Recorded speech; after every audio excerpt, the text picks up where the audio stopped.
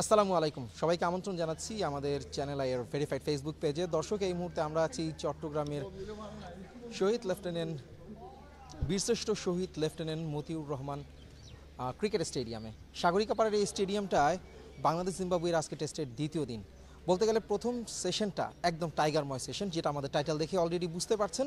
তো এই বিষয়ে প্রথম সেশনটা কীভাবে টাইগারময় হলো সেই বিষয়ে আমি কথা বলতে আমি আদিল আহমেদ শান এবং আমার সঙ্গে আছেন ইফাত। তো আমরা দুজন মিলে আসলে প্রথম টেস্টটা খুব ভালোভাবেই প্রথম সেশনটাকে খুব খেয়াল করেছি এবং কি বার্তা আসছে আমাদের সেই বিষয়টা আমরা আলোচনা করব।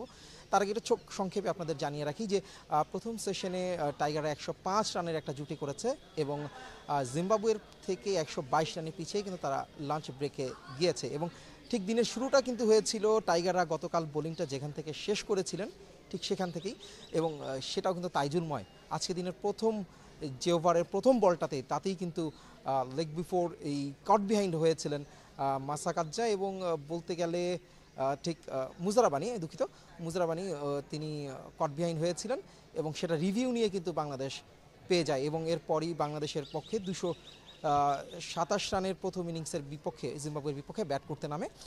আর বলতে গেলে গত দিনের সঙ্গে কিন্তু আসলে কোনো রান যোগ করতে পারেনি। এই 227 রান 9 উইকেটে তারা গত প্রথম দিনটা শেষ করেছে এবং সেখান থেকেই শুরু করে। তো ইফাত, বলতে গেলে আমি একটু সংক্ষেপটা দিচ্ছিলাম একটু এলোমেলোভাবেই। আসলে বলতে গেলে যদি একটু গুছিয়ে আমি আজকে দিনটায় আসি, প্রথম সেশনটা আসলে কেমন ছিল? বাংলাদেশ প্রথম বলেই উইকেটটা পেল এবং এটা একটা স্বস্তির বার্তা ছিল কিনা? আসলে বাংলাদেশ যা করার গতকালকে করে রেখেছিল বল বল হাতে, যেখানে জিম্বাবুয়ের শেষ উইকেটে যত আর্লি পাওয়া যেত তত বাংলাদেশের জন্য ব্যাটার। বাংলাদেশ প্রথম সেশনে ততটা ব্যাট করার মতো সুযোগ পেত। আপনি উইকেটের কথা চিন্তা করেন, উইকেট কিন্তু প্রথম সেশনে খুবই ফ্ল্যাট উইকেট। আপনি এনামুল হক বিজয় এবং সাদমান ইসলামের ব্যাটিং দেখে বিষয়টা বুঝতে পারছেন যে আপনি একটা জিনিস চিন্তা করেন, 13 ইনিংস পর বাংলাদেশ 50-এর বেশি রান করতে পেরেছে একটা উদ্বোধনী জুটিতে, যেটা আসলে একটা ভালো বার্তাই দিল যে এনামুল হক বিজয়, যিনি হচ্ছে যে এনসিএলে দারুণ করেছেন, 4টা সেঞ্চুরি এবং 4টা ফিফটি দিয়ে সর্বোচ্চ রান সংগ্রাহক এখন পর্যন্ত 884 রানের মতো করেছেন, তিনি এসে আজকে ভালো শুরু পেয়েছেন। এবং সাদমান ইসলাম যিনি হচ্ছে যে সিলেট টেস্টে খুবই ব্যর্থ হয়েছিলেন, রান পাননি, 2 অঙ্কের ঘরে পৌঁছাতে পারেননি একটা ইনিংসে, আর একটা ইনিংসে 12 কিংবা 13 রান করেছিলেন। কিন্তু আজকে এখানে এখন পর্যন্ত দুর্দান্ত, তিনি 50 পেয়ে গেছেন অলরেডি, তার টেস্ট ক্যারিয়ারের পঞ্চম 50টি আজকে। তিনি হচ্ছে আমার মনে হয় ওটা ষষ্ঠ 50 হবে, যেহেতু পঞ্চম 50 তার আগেই ছিল, এটা একটা তার ষষ্ঠ 50। ষষ্ঠ 50, হ্যাঁ ষষ্ঠ 50। এখন তিনি যদি তার এটা সেকেন্ড সেঞ্চুরিতে কনভার্ট করতে পারেন তাহলে সেটা বাংলাদেশের জন্য ভালো, তার নিজের জন্য ভালো। ওপেনিংয়ে ব্যর্থতা নিয়ে সমালোচনা হচ্ছিল, সেটার কিন্তু আসলে চট্টগ্রামের উইকেটে আসার পরে সেই জিনিসটা তারা প্রমাণ করে দিয়েছে আমরা ব্যাটাররা পারি মানসিকভাবে যদি ঠিক থাকে। আপনি চট্টগ্রাম উইকেটের কথা চিন্তা করি, বাংলাদেশের সবশেষ সেঞ্চুরি এসেছিল উদ্বোধনী জুটিতে, সেটা 2022 সালে, আজ থেকে প্রায় 3 বছর আগে, 2022 সালে ডিসেম্বরে ভারতের বিপক্ষে, যেখানে হচ্ছে যে নাজমুল হোসেন শান্ত এবং মাহমুদুল হাসান জয় মিলিয়ে 124 রানে জুটি করেছিলেন। এরপরে কিন্তু বাংলাদেশ আর 17 রানের কোনো জুটি দেখেনি। আজ প্রায় 3 বছর পর আজকে আবার বিজয় এবং সাদমান মিলে আবার 17 রান করেছেন। এখন তারা এই জুটিটাকে যদি আরও বড় করতে পারেন, 200 রানে নিয়ে যেতে পারেন, সাদমান সেঞ্চুরি করতে পারেন, বিজয় এখনও 50 পাননি, তিনি তার ইনিংসটাকে বড় করে সেঞ্চুরির দিকে নিয়ে যেতে পারেন, তাহলে আশা করছি যে যে বিজয়ও আসলে সেটা হাফ সেঞ্চুরি তো কনভার্ট করবে। একটু সাদমান প্রসঙ্গে আপনি বলছিলেন, সাদমান কিন্তু সবশেষ সেঞ্চুরিটা করেছিলেন গত বছর ওয়েস্ট ইন্ডিজের বিপক্ষে ওয়েলিংটন, মানে বাইরে ওয়েস্ট ইন্ডিজের মাটিতে তিনি করেছিলেন 110 রানের একটা ইনিংস খেলেছিলেন। তো সাদমানের কাছ থেকে গতকাল একটা জিনিস আমি বলবো যে উইকেট মানে ক্যাচ মিস করেছিলেন, যদিও এটা সহজ ক্যাচ ছিল না, মানে কনভার্ট করতে পারেনি তাইজুলের, হয়তো তাহলে কালকেই অল আউট হয়ে যেতে পারতো এবং তাইজুলের হ্যাট্রিকটাও কিন্তু আসলে হতে পারতো। তো ওই বিষয়েরই কি বেশি মাথায় ছিল কিনা, একটা চাপ ছিল কিনা, যার কারণে ব্যাটিং দিয়ে তিনি পুষিয়ে দিতে চাচ্ছিলেন কিনা? আসলে ফিল্ডিংয়ের বিষয়টা, ফিল্ডিং কিন্তু সাদমান ম্যাচের শুরুতে ব্যানকারানের উইকেটটা ক্যাচ মিস করেছিলেন এবং শেষের দিকে হচ্ছে যে আপনার সিগার ক্যাচটা ধরতে পারেননি, তাফাত জোয়া সিগার ক্যাচটা ধরতে পারেননি। সো এটা আসলে চাপ না, ফিল্ডিংয়ে খেলার ক্রিকেট মাঠে এরকম হয়, ক্যাচ মিস হয়, যদিও এটা আসলে হওয়া উচিত না। হাফ চান্সগুলোকে ফুল চান্সে তৈরি করা, হাফ চান্সগুলোকে ক্যাচ করাটা, যেখানে ফুল চান্সগুলো মিস করাটা আসলে হচ্ছে যে দৃষ্টিকটু। সেখানে সাদমান ইসলামের জন্য সবচেয়ে বড় চাপ হচ্ছে কিন্তু সবশেষ সিরিজগুলোতে রানে ছিলেন না, শ্রীলঙ্কার বিপক্ষে রান পান নাই, তারপরে হচ্ছে যে জিম্বাবুয়ে সিরিজে শুরুতে রান পান নাই, সাউথ আফ্রিকার বিপক্ষে রান পান নাই, তো তাকে রানে ফেরাটা জরুরি ছিল। কারণ সমালোচনা হয়েছিল অনেক, আপনি সিলেট টেস্টের পরে দেখেছেন কিনা, কিন্তু খুবই বাজে শট করে আউট হয়েছিলেন দুইটা ইনিংসে। একটু বিজয়ের প্রসঙ্গে চলে আসি, যেহেতু প্রসঙ্গ যখন এসছে ভালো খেলা না, সেখানে আমি একটু ঘরোয়া লিগ প্রসঙ্গে আবার যাব। এই ঘরোয়া লিগের আমরা সাধারণত দেখি প্রচুর পরিমাণে কিন্তু সেঞ্চুরি হয়। এনামুল বিজয়ের কথাও যদি বলি, তিনি কিন্তু একের পর এক বেশ কয়েকটা ইনিংসে কিন্তু তিনি সেঞ্চুরি করেছেন, এবং সেঞ্চুরির যে রেকর্ড তিনি একটা এবার করেছেন, সেখানেও তিনি তার নাম আছে। তো এই ঘরোয়া লিগে পারফরমেন্স দিয়েই কিন্তু সাধারণত অভিজ্ঞ ক্রিকেটাররা নিজেদের বারবার প্রমাণ করতে হয়। যেখানে হচ্ছে একটা সময় আমরা দেখি দলে যারা নিয়মিত একাদশে থাকেন তারাই থাকেন, দু একজন বাদে। সেক্ষেত্রে এনামুলের ভাগ্যটা একটু অন্যরকম থাকে, কয়েকটা ইনিংস ভালো করেন, একটা ইনিংসে পারফরমেন্স খারাপ হলেই তাকে আবার চলে যেতে হয় প্রমাণ করার জন্য, 1 বছরের জন্য তাকে আসলে আবার ঘরোয়া লিগে আসলে প্রমাণ করে আবার ঢুকতে হয়। তো আজকের ম্যাচে আমরা যে টেস্টটা আসলে দেখেছি, যে তিনি 50 পাননি, কিন্তু ভালো বল এবং আসলে ডিফেন্সিভ এবং হচ্ছে কিছু ক্লাসিক তিনি শটগুলো আমরা কিন্তু দেখেছি, যে সুযোগের অপেক্ষায়। অর্থাৎ গতকালকে কিন্তু আমি বলছিলাম যে উইকেটে টিকে থাকার যে কারণটায় আমরা প্রতিবার আসলে ব্যর্থ হই, সেখান থেকে কিন্তু অভিজ্ঞতার পূর্ণাঙ্গ একটা ছাপ রেখে গেছেন কিন্তু এনামুল বিজয়। আপনার কাছে কি দেখেছেন যে ওই শটগুলো আসলে কেমন, মানে মনে হয়েছে সাদমানের সাথে ওনার যে জুটিটা এবং অভিজ্ঞতার কতটা ছাপ, বা এই লেভেলে এখনও এসে এনামুল এই ক্রিকেটটা খেলতে পারছেন, যেটা আসলে অন্য অভিজ্ঞ ক্রিকেটারদের কাছ থেকে পাচ্ছি না। বিশেষ করে মুশফিকের প্রসঙ্গ আসবো, মুশফিককে নিয়েও আসলে অনেক সমালোচনা হচ্ছে, তিনিও একটু চাপে আছেন বলতে গেলে। কিছুদিন আগে তিনি ওয়ানডে ফরম্যাট, ওখান থেকে টোটালি আসলে উনি আবারও অবসরটা নিয়ে নিয়েছেন। তো এগুলো নিয়ে কি আবার ভাবনা চলে আসে কিনা? বিজয়ের কথাটা বলি, বিজয় আমার মতে হচ্ছে যে বিজয় তার কেরিয়ার সেরা ফর্মে আছেন, এনসিএলে দুর্দান্ত করছেন তিনি। আপনি জানেন কি না এই বিষয়টা, যে উনি কিন্তু রেকর্ড করেছেন বাংলাদেশি প্রথম ব্যাটার হিসাবে স্বীকৃত ক্রিকেটে 50-এর বেশি সেঞ্চুরি, তার সেঞ্চুরি সংখ্যা সেটাই আমি বলেছিলাম, এই রেকর্ডের কথাটাই তিনি কিন্তু বলে রেখেছেন। তিনি ফেসবুকে পোস্ট করেছিলেন যে আমি 2025 সালের মধ্যে আমার সেঞ্চুরি 50টা হবে, তিনি তার কথাটা রেখেছেন। 51টা সেঞ্চুরি অলরেডি তিনি করে ফেলছেন এনসিএলে। পরিকল্পনা যেটা ছিল, পরিকল্পনাটা উনি তার মতো কাজে লাগিয়েছেন, এটা একটা বিষয়। হ্যাঁ, সব ধরনের স্বীকৃত ক্রিকেট মিলিয়ে এখন তার হচ্ছে যে টোটাল 51টা সেঞ্চুরি। তো আজকে যদি আরেকটা সেঞ্চুরি নিতে পারে তাহলে সেটা 52, সেটা আসলে আমাদের জন্য ভালো, তার নিজের জন্য ভালো, বাংলাদেশের জন্য। আর বিজয়ের একটা কথা যেটা বললেন যে বিজয় সুযোগটা কম পায়, এটা আসলেই সত্য। বিজয় এই দিক দিয়ে আসলে হতভাগ্য বলা যেতে পারে, কারণ আপনার একটা ম্যাচ যখন কোনো একজন প্লেয়ার খারাপ করে, কোনো একজন প্লেয়ার রান পাচ্ছিল না বা কেউ ইনজুরিতে পড়লো, তখন হুট করে বিজয়কে ডাকা হয়। যে এতদিন লাইমলাইটে না, যাকে নিয়ে আপনার কোনো পরিকল্পনা নাই, যাকে খেলাবেন কিনা, খেলানোর কোনো আশা নাই, তাকে আপনি হুট করে ডাকলেন। ডাকার পর হচ্ছে যে তিনি কী করবেন, প্রথম ইনিংসে হয়তো ভালো করলেন, একটা ম্যাচ ভালো করলেন, একটা ম্যাচ খারাপ করলেন, তারপর আবার তাকে বসায় দিলেন। ভাই আপনি তাকে যদি ভালো পারফর্ম করতে হয়, বিজয় কী লেভেলের ব্যাটার সেটা হচ্ছে যে যারা নির্বাচক তারাও জানেন। বিজয় নিজে জানান দিচ্ছেন যে সে কীরকম ব্যাট করতে পারে বা তার ক্যাপাবিলিটি কতটুকু, সেই জিনিসটা আপনি যদি তার কাছ থেকে ভালোটা আনতে চান, সেরাটা আনতে চান, তাহলে হচ্ছে যে আপনাকে সময় দিতে হবে, যেটা অন্যদের ক্ষেত্রে দেওয়া হচ্ছে। যেমন মুশফিকুর রহিম লাস্ট 12 ইনিংস তার কোনো 50 নেই, সর্বোচ্চ 37 রান করেছেন। হ্যাঁ, আমি আপনার আসলে আবেগটা বুঝতে পারছি যে আপনি তখন হয়ে গেছেন। তো দর্শক ইফাদ আসলে যে বিষয়টা বলছিল যে আমাদের সিনিয়র প্লেয়াররা যে পরিমাণ সুযোগটা পায়, ঠিক এর বাইরে গতকাল যেমন তাইজুলের একটা কথা বলা হয়েছিল, যেটা তামিম ইকবাল নিজে আসলে ফেসবুক পোস্ট করে জানিয়েছেন, যে আন্ডাররেটেড প্লেয়ার সবচেয়ে বেশি। কিন্তু দেখেন, তাইজুলের অভিজ্ঞতাও কিন্তু কম না। দেশের বিভিন্ন বড় বড় অনেক ক্রাইসিস মোমেন্টে 16টা 5টা উইকেট পেয়েছেন তিনি। তো টেস্ট ক্রিকেটে এটা কিন্তু নেহাতি কম নয়। তো সেখান থেকে তাইজুল নিজেও ব্যাপারটা যখন স্বীকার করেন, হ্যাঁ আমি আন্ডাররেটেড প্লেয়ার। তো তামিম ইকবালের মতো সিনিয়র প্লেয়ারও যখন বিষয়টা সত্যতা স্বীকার করেছেন, তখন আসলে আমরা বুঝতে পারি যে যেই থিওরি গত কয়েক দশক ধরে একটা শব্দ আসলে চলে আসে, পঞ্চপাণ্ডব, সেই থিওরিটার বাইরে, এই 5 জনের বাইরে কেউ ভালো করলে সেটাকে নিয়ে আসলে আমরা গণমাধ্যমেও আমাদের লেখালেখিটা কম হয়, বা পরবর্তীতে লেখালেখি হলেও এই এক্সপোজারটা একটু কম থাকে। এটার জন্য দায় মনে হয় আমাদের নিজেদেরও আছে। না, এখানে আমি আপনাকে যে তামিম ইকবাল কালকে বলছেন Taijul Islam most underrated player in the world, Taijul নিজেও স্বীকার করেছেন যে তিনি আন্ডাররেটেড, বাট আমি এটা বলবো না। তাইজুল পারফরমেন্স করে যাচ্ছে টেস্টে, তাকে টেস্টে সুযোগ দেওয়া হচ্ছে, তাকে কোনো ম্যাচে কিন্তু না খেলিয়ে রাখা হচ্ছে না। সেক্ষেত্রে তাকে টি-20তে সুযোগ দেওয়া হচ্ছে না, কারণ টি-20তে তিনি ওই পারফর্মটা করতে পারবেন না, বা ওয়ানডেতে মাঝে মাঝে সুযোগ দেওয়া হয়, তখন কখনো ভালো করেন বা কখনো খারাপ করেন। সেই তার মতো করে খেলে যাচ্ছেন, তার টেস্টটা হচ্ছে যে মূল ফোকাস আছে, টেস্টে চুক্তি দিয়ে আসছেন তিনি। তো টেস্টটা তিনি খেলে যাচ্ছেন, টেস্টে পারফরমেন্স করছেন, তার প্রশংসা হচ্ছে। আপনি বলছিলেন যে তাইজুল ইসলাম এখন পর্যন্ত 16বার 5 উইকেট নিয়েছেন। তাইজুলের উপর শুধুমাত্র একজন আছে বাংলাদেশে, সাকিব আল হাসান, যিনি 19বার 5 উইকেট নিয়েছেন। তাইজুল ইসলাম আশা করি সেটা সাকিবকে ছাড়িয়ে যেতে পারবেন, যদিও তিনি ছাড়াতে চাচ্ছেন না, তারপর আশা করি যে পারবেন। তবে আমি তাইজুলকে এখানে আন্ডাররেটেড বলবো না।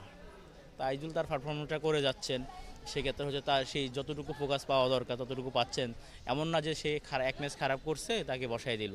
আপনি সিলেটের কথা চিন্তা করেন, প্রথম ইনিংসে কোনো উইকেট পান নাই, দ্বিতীয় ইনিংসে 2 উইকেট পাওয়ার পরও কিন্তু তার যে বলগুলো ছিল অনিয়ন্ত্রিত বলের কারণে বাংলাদেশ ম্যাচটা দ্রুত হেরেছে।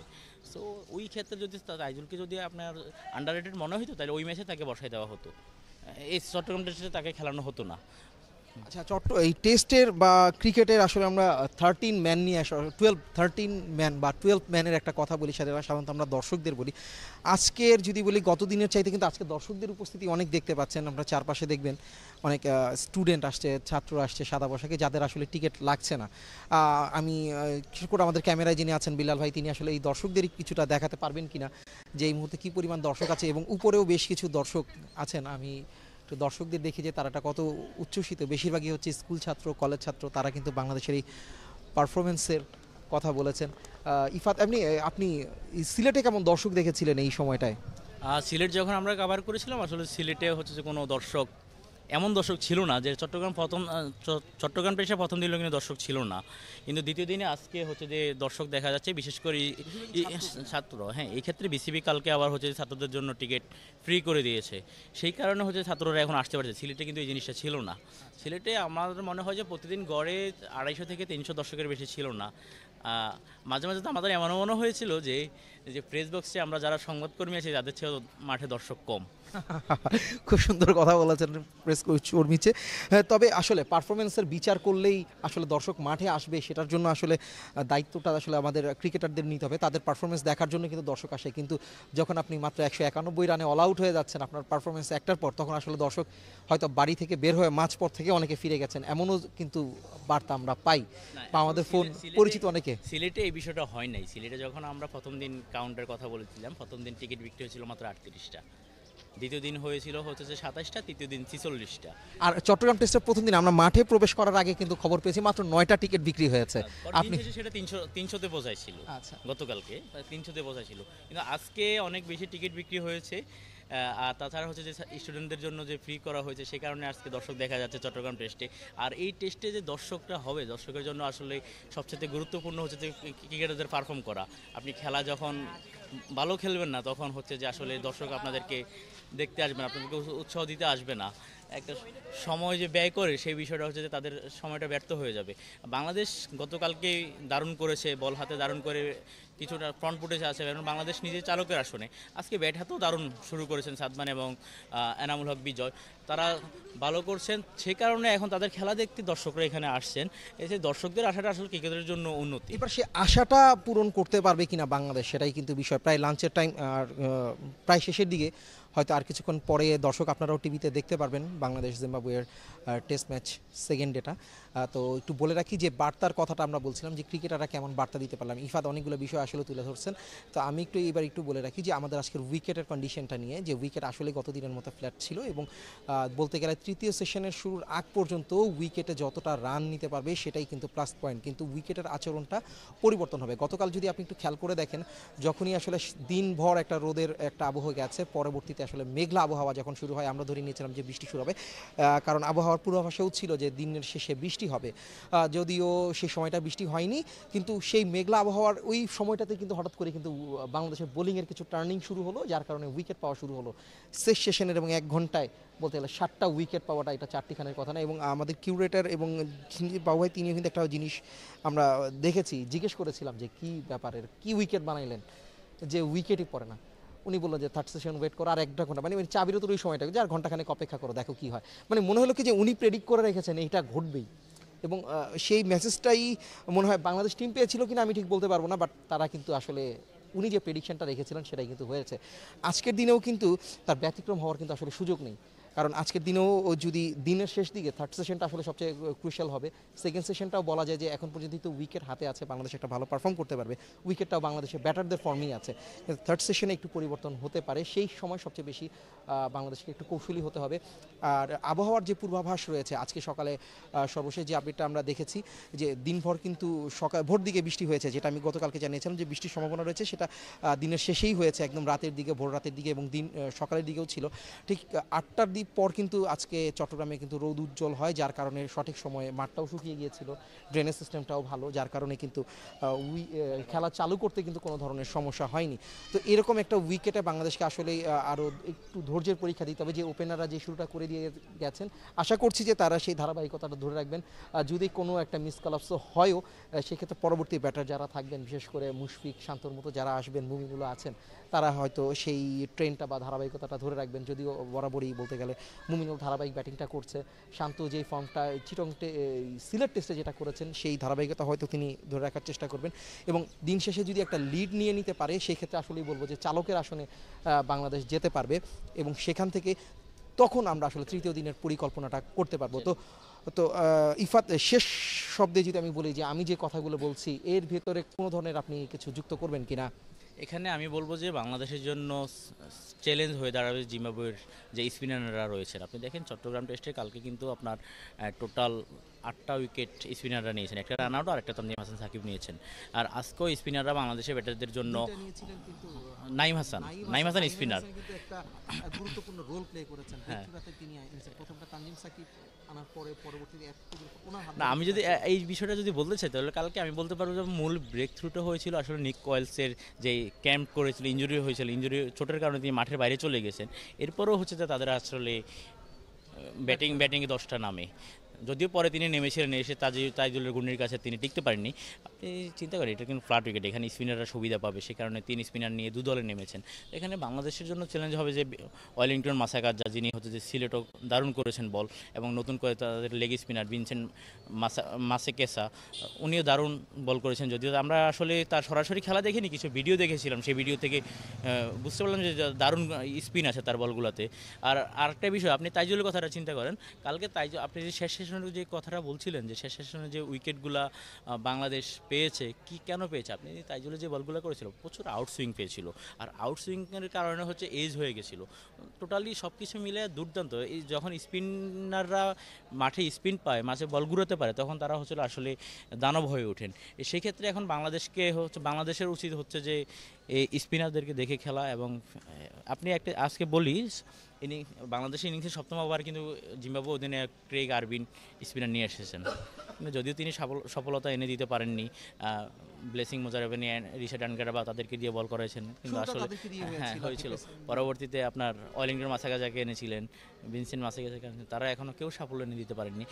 এই যে বিষয়টা যে ভালোভাবে হ্যান্ডেল করেছেন এনামুল হক বিজয় ও সাদমান ইসলাম, তা আশা করি তারা বিষয়টা তাদের ইনিংস এগিয়ে নিয়ে যাবেন। এবং শেষের দিকে হচ্ছে যে মিডল অর্ডার আপনার নাজমুল হোসেন শান্ত, মমিনুল হক, তারপরে মুশফিকুর রহিম, তারাও তাদের নিজেদের রোলটা প্লে করবেন।